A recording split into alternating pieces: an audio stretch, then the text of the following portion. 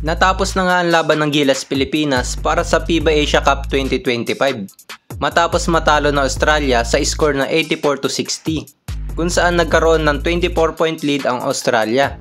Sa first quarter pa lang ay talagang pinakita na ng Australia ang kanilang 3-point shooting matapos magpaulan ng 7 out of 12 at 58% sa shooting sa 3-point line na pinangunahan ni Jalen Galloway na may 4 na 3-point shot at Jack McBay na may 2 tres naman.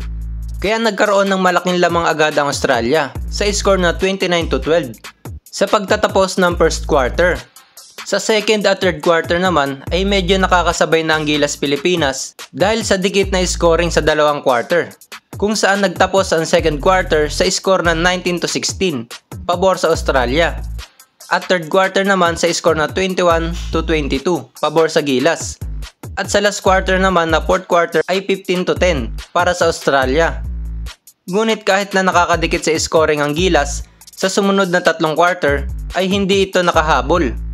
Dahil na rin sa magandang first quarter na Australia na naglamang agad ng 24 points at nabaon na dito ang Gilas Pilipinas at tuluyan na nalaglag sa tournament na ito.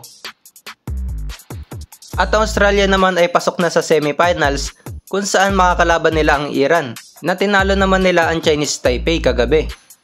Ang Gilas ay pinangunahan sa scoring ni Kevin Kiambao na may 17 points, 4 rebounds at 5 3-point shot. Sinundan ni Dwight Ramos na mayroon naman 15 points, 7 rebounds, 2 assists at 2 steals.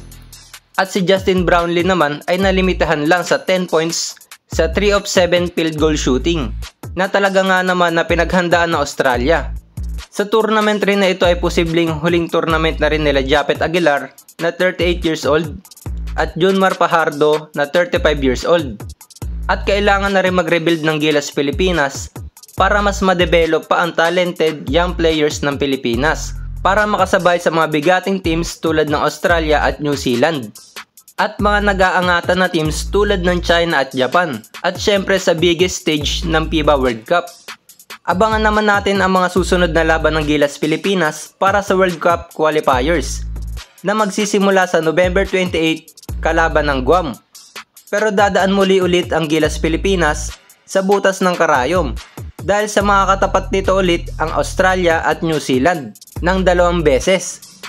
At sa bracket na ito ay Guam lang ang makikita natin na kayang-kaya ng Gilas Pilipinas.